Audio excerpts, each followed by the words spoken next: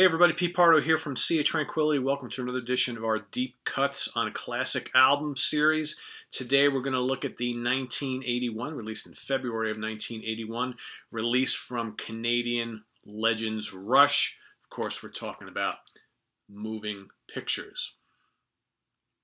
Probably for many people, their introduction to Rush, it was Rush's, and still to this day, Rush's biggest selling album, produced by Terry Brown. This was the album that kind of really took Rush into the 80s, signaled some, new sounds, new directions for a bit.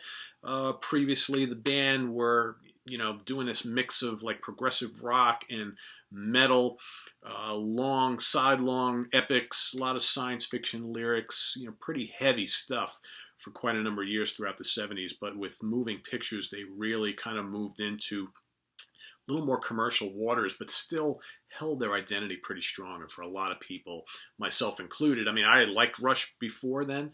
I remember, really digging on Permanent Waves, and I had the All the World's a Stage double live album, which I loved quite a bit, and that was pretty loud and raucous and heavy and proggy and dripping with sci-fi imagery and what have you. But it wasn't until Moving Pictures came out that I was completely swept under the umbrella of Rush, and that prompted me to really get into all of their albums up until then and become a big fan, going forward and to this day. So the point of the Deep Cut show is to kind of look at some of the non-hits of the album.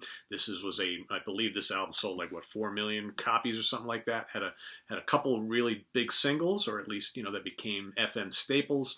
We're going to look a little deeper onto this album and go past those couple of big hits and look at some of the deep album tracks here. So obviously kicking off the album is Tom Sawyer. We all know Tom Sawyer. We've heard it to death. Great tune. One of those tracks I probably don't need to hear too often anymore going forward, but we're not going to really spend too much time talking about Tom Sawyer. Red Barchetta, a favorite song as far as the fans are concerned. Did get played on FM radio a bit, probably not nearly, obviously, as much as Tom Sawyer, but a very, very cool tune. Some great guitar textures from Alex Lifeson. Very interesting lyrics. It's accessible, but it carries a lot of those qualities that we had loved from Rush up until that point. Very catchy tune. Very, very catchy tune. It's got a great guitar solo. Killer guitar solo. Geddy Lee's bass is awesome. And again, these first two tracks, we're starting to hear a lot of the synthesizers creeping into the music that would become a part of Rush's sound going forward into the 80s. YYZ, another very popular tune. Played this live a lot. It's instrumental. It's pretty mind-blowing. I remember the first time I heard YYZ, I was like, holy crap, that's some good stuff. Not a lot of bands were doing things like that, right? It really showed off their musical virtuosity. Just a fantastic tune. And then, of course, the other really big hit was Limelight, which, you look at Limelight and Tom Sawyer, the two biggest hits on this album, and Tom Sawyer I've really gotten burnt down on. But Limelight I can still listen to and really get into it. Limelight's just so damn catchy. It's kind of dark a little bit, but really catchy. An amazing guitar solo on here, and I just love Geddy Lee's bass playing on here. And Geddy Lee is, for my money, one of the greatest bass players that have ever lived. He is just such a great player. So then we go on to side two. So side two is basically the deep cut part of this album, right? Because the first side, most of those tunes made it into radio, played live by the band quite a bit. But it's side two of the original LP where things get a little bit different here, right? So here's some of the cuts for maybe the casual fans, maybe have never heard before, but some really, really good material here. The Camera Eye is their kind of epic on the album. It's just under 11 minutes long, and it starts off really slow with these percolating keyboards, the proggy side of the band really coming through here. Slowly builds and builds. The lyrics are all about kind of what the world looks like behind the camera lens, of a photographer in some major cities. They talk about New York and London in the lyrics. Very, very cool, quirky tunes. Got a lot of different changes in tempo, some nice guitar work, and really cool use of chords and different kind of chord voicings from Alex Lifeson in this tune. The whole song goes through all these kind of little changes, and there's some really interesting instrumental breaks. Again, Geddy Lee just adding in some astounding bass work, A lot of cool synths, and Neil on the drums just doing his thing. Next track, probably my favorite song on the album. I think the unsung song on the album. It's a dark track. The lyrics are dark. The music is dark. The riffs are dark. It's just a menacing song that only Rush can do. I'm talking about Witch Hunt. I've always liked this tune. It's got some of the riffs are really kind of heavy, but they're still catchy. Okay, and Geddy's vocals are just awesome. He does these great, like, elastic bass lines in the song, hints of synths that just add like this creepy atmosphere to it. Neil just rumbling away on the drums underneath. Just an astounding song. If you've never heard Witch Hunt before, go check it out, put it on, crank it up to 10, and just enjoy the kind of dark beauty of the whole thing. It's just such a wonderful, wonderful song. And then the last track on the album is Vital Signs. And again, another really different sounding song from Rush.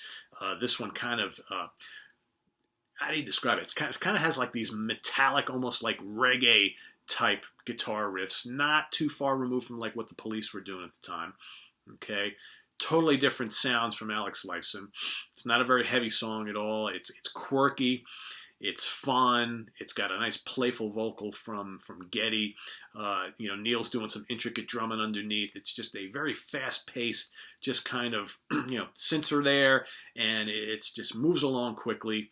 And it's an addicting song.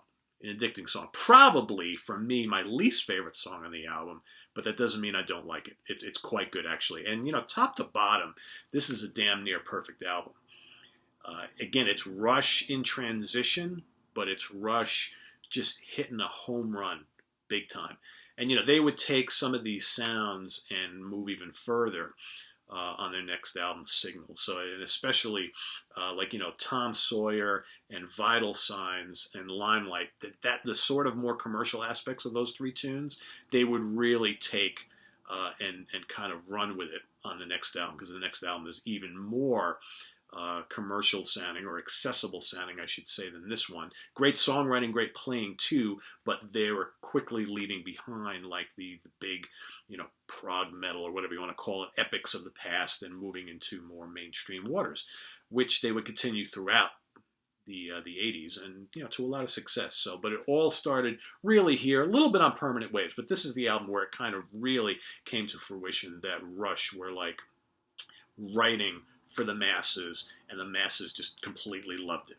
And I guess the guys wanted to evolve a bit too, so they were starting to use a lot of different production techniques. Obviously, Geddy was exploring a lot of synthesizers and the Taurus bass pedals, and Alex was doing a lot of different, using different types of guitars, different amps, different effects, different chord voicings, that sort of thing. So, but it really worked.